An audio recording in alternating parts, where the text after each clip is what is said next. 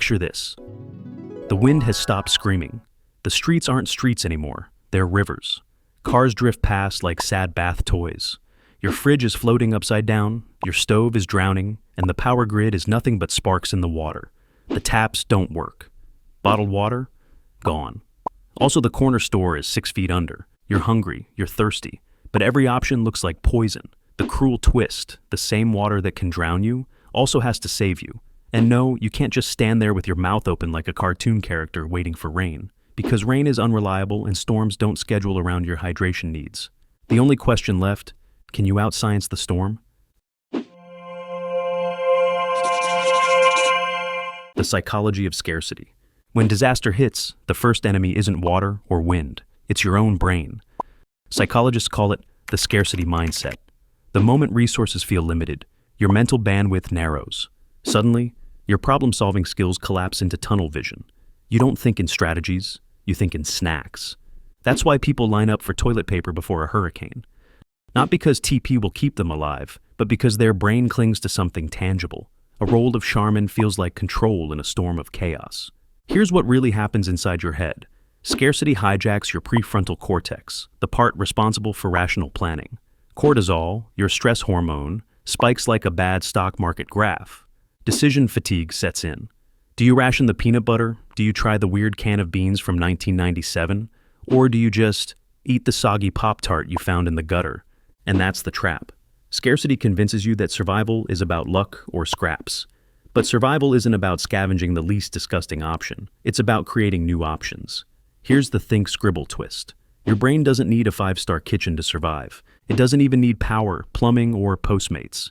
It needs a map, a playbook, a way to turn trash into tools and chaos into recipes. Because once you break the scarcity spell, the storm stops being a thief of choices and starts being a weird kind of supply store. That's the reframe. You're not trapped without resources. You're in a living laboratory. Every bottle, bag, and broken chair has potential energy. So instead of staring at the wreckage and panicking, we're going to sketch out hacks. We'll draw the blueprint your stress brain can follow when Wi-Fi is gone, batteries are dead, and the streets look like Venice, but without the gondolas. And we'll start with the most primal need of all, water. Because if you don't solve water first, nothing else matters. Not your duct tape raft, not your garbage bag poncho, not even the hurricane caviar known as peanut butter. No water equals no survival. But with a few scraps of trash and some DIY science, floodwater turns from poison into possibility. Drinking floodwater without dying. Rule 1.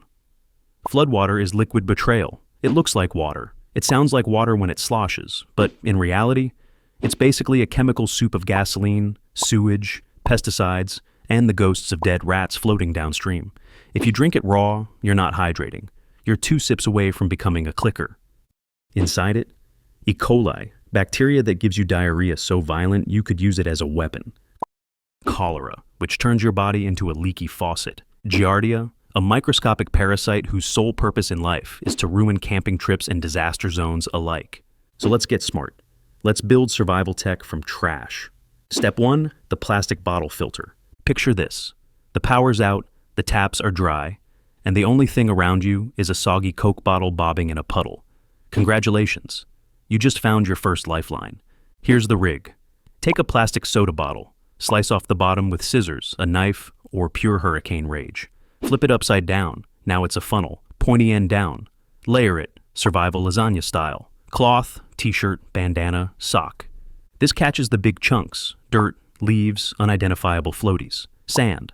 Think of it like a sponge for tiny grit. Charcoal, not barbecue briquettes, they're treated with chemicals, but burnt wood from a campfire. Crush it into chunks. This is the secret weapon. Gravel or pebbles. Acts as drainage so water doesn't clog up. Pour floodwater through the top. Watch it drip out the bottom like nature's coffee machine. Now, here's the chemistry flex. Charcoal doesn't just absorb, it adsorbs. That means instead of soaking up toxins like a sponge, it clings to them like Velcro. Gasoline molecules, pesticides, funky tasting metals, they stick to the carbon surface. By the time that water trickles into your cup, it's clearer, safer, and a whole lot less rat ghost flavored. But let's be clear, this isn't Fiji water. A trash filter won't catch viruses or every single bacteria. It just makes swamp juice survivable. Think temporary hack until you find something better. Step 2, boil it. But here's the kicker. Filtration is only step one. It makes water look safe. It does not make it safe. To finish the job, you boil it. Hard, rolling boil, 1 minute minimum. 3 if you want extra peace of mind. Longer at high altitudes. The rule is simple. If it's bubbling like a witch's cauldron, you're on the right track. Now you've got water that's safe to drink. Ugly birth, clean finish. Alternative advanced step 2, the solar still. Now let's bring in your silent lab partner, the sun. If you've got a clear plastic sheet, think trash bag, tarp, or even cling wrap, you've got yourself a distillery. And no, not the whiskey kind. Here's the setup. Find a muddy puddle, damp soil, or even use salt water if you're coastal. Place a container, cup, bowl, whatever, in the center. Stretch plastic over the top of the pit. Weigh down the edges with rocks so it's airtight. Put one small rock in the middle of the sheet, right above your container. Now, sit back and let physics cook. The sun heats the ground, water evaporates, condensation collects on the plastic, drops run down toward the center, drip into your cup. It's slow, you're not guzzling liters, but what you do get? Pure, distilled water. No gasoline, no sewage, no rat ghosts, just survival in liquid form. Pro mode hack, double down. Filters and stills work better together. First run floodwater through your trash filter to take out the sludge. Then let the solar still distill it. 2 layers of defense, like having both a seatbelt and an airbag. Survival takeaway. Floodwater isn't your friend, it's your final exam. Fail it, and you're sick, dehydrated, or worse. Pass it, and you're proof that humans can out-engineer chaos with nothing more than garbage and sunlight. So remember, trash isn't trash, it's just tools in disguise. Hurricane hunger, eating without a kitchen. Okay, you've got water. Now what about food? Your microwave is dead. Your oven is a submarine. Your fridge? It's officially a swamp creature incubator. Enter trash fire cuisine. Solar cookers, turning foil into fire. You don't need a gas stove if you've got sunlight and a little creativity. Take aluminum foil and cardboard, bend it into a reflective dish. Aim it at the sun. Boom, instant solar cooker. You're now a chef frying an egg on pure sunlight while the entire neighborhood is underwater. It's like Gordon Ramsay meets Mad Max. Pro tip. This works best with small foods, eggs, noodles, ramen, or if you're classy, a single sad hot dog. It's slow cooking, apocalypse style. Peanut butter, hurricane caviar. Nutritionists swear by peanut butter in emergencies because it's high protein, high fat, doesn't spoil. It's survival luxury. Imagine eating it straight from the jar while your neighbors wrestle over soggy Wonder Bread. That's not just food, it's status. In a blackout economy, peanut butter is basically gold bars you can eat with a spoon. Pro move, mix it with honey or powdered milk if you have it. Congratulations, you just made Apocalypse Reese's. Makeshift grills, the metal MacGyver. Can't use your stove? No problem, take a shopping cart, flip it sideways, build a fire underneath using broken furniture, storm debris, or that IKEA shelf you swore you'd put together last year. Congratulations, you've built a barbecue pit in the apocalypse. You're now roasting canned beans like it's a tailgate party at the end of the world. Charred spam, mystery meat, half-burnt veggies. You're not just surviving, you're grilling with swagger. Other apocalypse menu items. Canned everything. Soup, beans, tuna, peaches, ravioli. The 4 food groups of the end times. Powdered milk. It looks like drywall dust, but mix it with clean water, and suddenly you've got coffee creamer, cereal fuel, or a sad milkshake. Trail mix, aka squirrel crack. High energy, portable, and doubles as currency if someone's willing to trade batteries. Instant noodles, cheap, compact, and when flavored with despair, surprisingly gourmet. The hurricane chef's mindset. Cooking without a kitchen is about one thing: hacks. Every object is a tool. Every scrap of food is a resource. You're not meal prepping. You're running a one-person apocalypse restaurant. And every time you manage a hot meal, you've basically won against nature itself. Go ahead, chef. Raise your spatula like a battle flag. Because in the hurricane Hunger Games, food isn't just fuel. It's morale. It's dignity. It's proof you're still human. Psychology of eating in chaos. When your city looks like a set from The Day After Tomorrow, eating becomes theater. Here's the science. In chaos, the human brain craves rituals. Little acts that whisper, normal still exists. Sociologists studying refugee camps noticed something powerful. When people cook together, even with nothing but scrap pots and shared flames, it lowers panic. It restores dignity. Cooking becomes more than calories. It becomes choreography. A ladle passed around a circle isn't just soup, it's solidarity. So your trash grill isn't just keeping you alive, It's keeping you sane. Every stir of the pot says, I am not just a body, I am still a person. Eating becomes an act of rebellion, a statement, I'm still human, storm or no storm. Mixing the hacks. Here's where it gets cinematic.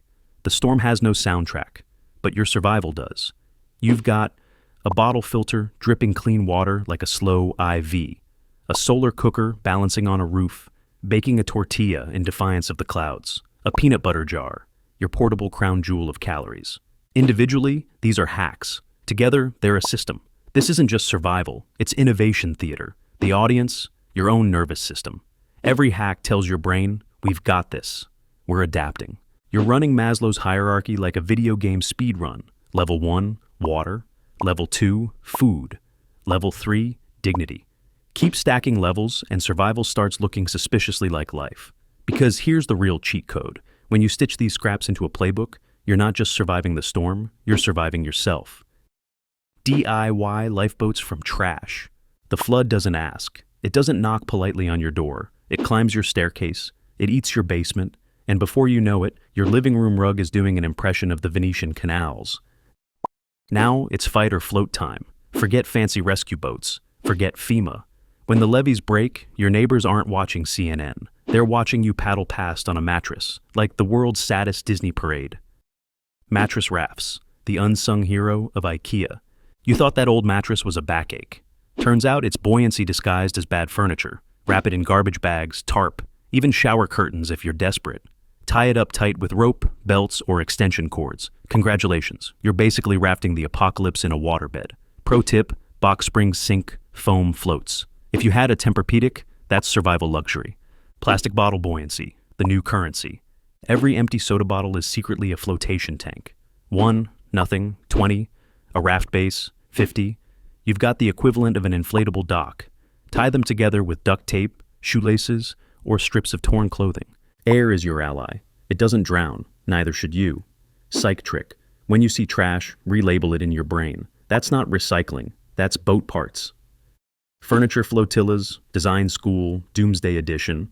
Your couch, too heavy. Your coffee table, perfect. Flip it upside down, lash 2 chairs underneath for stability, and suddenly you're sailing toward higher ground like a deranged Bob the Builder. Duct tape becomes scripture. If it sticks, it sails. The refrigerator myth. Yes, refrigerators float. No, you don't want to climb inside, unless you like reenacting a metal coffin. Better option, ride on top, paddle with a broom, and accept that you're basically starring in Castaway Apartment Complex Edition. And don't laugh, improvised paddles are everywhere. Brooms, crutches, mop handles, your IKEA shelf. Or number 2, the psychology of float or freeze. Here's the dark truth. People don't usually drown because they can't swim. They drown because they freeze. In chaos, your brain screams, wait. Wait for help. Wait for order. Wait for someone in charge. But water doesn't wait. Improvised rafts aren't just survival hacks. They're permission slips for movement. And movement is the difference between being a headline and being a story you tell later. Picture it. A stick figure bobbing down the floodwater. Mattress raft beneath them. Soda bottle pontoons tied at the side. Duct tape paddle in hand. They drift past a floating refrigerator like it's the Titanic, except instead of violins playing, it's just car alarms going off underwater. And the caption reads, if it floats, it's transportation. Navigating a flooded city without GPS. So, you've got your floating mattress raft. You've duct taped soda bottles to the sides. You're rowing with a broomstick like a budget Venetian gondolier. Now what? The city is underwater. GPS is dead. Cell towers drowned hours ago. Your map app is now just a sad little blue dot spinning in circles. But survival isn't just about floating. You need to move with purpose. To check on family, to scavenge supplies, to trade with neighbors who might have rice while you've got batteries. The compass you didn't know you had. Let's start with a magic trick. You find a sewing needle in an old drawer. You rub it furiously against a rusty railing until it hums with static. You poke it through a chunk of cork from a wine bottle you rescued out of a bar's wreckage. Drop it in a bowl of water. The cork spins. The needle settles. North. It's not pretty, but it's enough to keep you from wandering in circles. Sun shadows. Caveman GPS. When the water hides the streets, the sky becomes your map. Plant a stick into a floating mattress. Wait. The shadow creeps across the foam like a lazy sundial. east to west. Every 15 minutes, the shadow shifts, writing invisible directions on the surface of the flood. If your watch is dead, the sun is still ticking. Primitive, yes, but reliable. Landmarks, the memory game of survival. Before, you ignored them. Now, they're everything. The crooked church steeple still peeking out of the water. The half-collapsed neon sign that buzzes like a dying fly. The office tower with a roof garden that looks like broccoli. In the flood, these landmarks become breadcrumbs. You string them together like beads, church to billboard to skyscraper. Congratulations, you've made a mental map. It's not on paper, it's in your head, and no one can steal it. Why this matters more than direction. This isn't just about knowing north from south. It's about survival logistics. You can't trade with neighbors if you can't find them. You can't check on family if you're looping the same flooded alley. You can't scavenge batteries and peanut butter if every street feels like déjà vu. Knowing where you are is the difference between purposeful movement and drowning in aimless wandering. And make no mistake, aimless wandering is how cities eat the unprepared. Psychology of getting lost. Here's the dark twist. Panic scrambles memory. Lost people run in circles, convinced they're moving forward. Your brain hates the feeling of not knowing. It invents shortcuts. It tells you, this way looks familiar, when it isn't. That's why navigation is also a mental discipline. Slow down, mark your path. Even a floating chair tied with a rope can become a breadcrumb. Survival isn't speed, it's orientation. Practical tricks to anchor yourself. String method, drag a rope, cord, or knotted bed sheet. It keeps track of where you've already swum. Chalk signs, mark walls with rocks, chalk, or even mud. Future you will thank you. Floating breadcrumbs, drop soda bottles, brightly colored wrappers, or anything buoyant to flag your trail. Yes, it looks ridiculous. Yes, it works. Finding direction in chaos is more than just navigation. It's rebellion against the flood itself. The city wants you lost. The storm wants you swallowed. The water wants you drifting. But every shadow you track, every landmark you stitch into memory, every line you scratch on a wall is a refusal. You are not lost. You are not drifting. You are choosing your path. And in a drowned city, that choice is power. The bigger picture. Now that you've lashed together a mattress raft, duct-taped soda bottles into pontoons, and figured out how to paddle through drowned streets with a broomstick, something shifts. Storms strip away comfort, yes, but they also strip away illusions. You realize how much of a civilization is just packaging.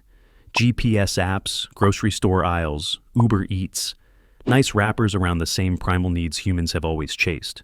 Beneath all that, survival is brutally simple. Clean water, edible food, a mind that doesn't collapse under pressure, a way to move when the world tells you to stay still. That last one matters, because once you've built a DIY lifeboat and learned to steer without satellites, you're not just afloat, you're mobile. You can check on neighbors, trade for batteries, scavenge what others overlook. Connection becomes currency. And that's the bigger picture. Survival isn't solitary, it's a network. One mattress raft drifts by another, one person points out a landmark, and suddenly a flooded city feels less like chaos and more like a map you're rewriting together. If you can hack that with a soda bottle, a jar of peanut butter, a sheet of plastic wrap, and the shadow of the sun on the pavement, maybe you're not just surviving the storm. Maybe you're learning how to outthink it. And maybe, just maybe, you're realizing that the real survival hack isn't gear, it's imagination. Because in the end, it's not the flood that wins, it's the mind that refuses to sink. Which hack would you try first? The trash bottle filter or the DIY mattress raft?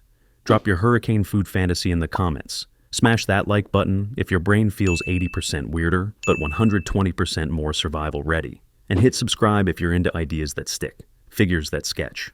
Ready for your next system update? Tap here and keep playing smart.